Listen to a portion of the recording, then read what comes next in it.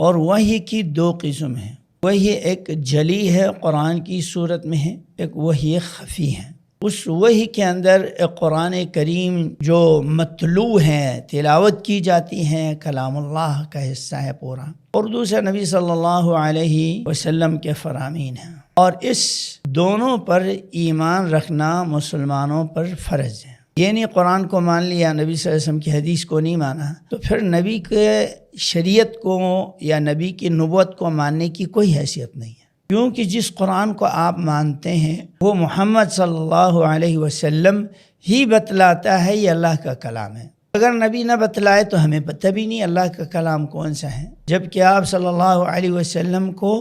قرآن کے علاوہ جو بھی کلمات دی ہے، اوتیت جوامع الکلم، آپ کو اللہ نے بڑے جامع کلمات سے نوازا ہے، اور وہ جامع کلمات ایک عام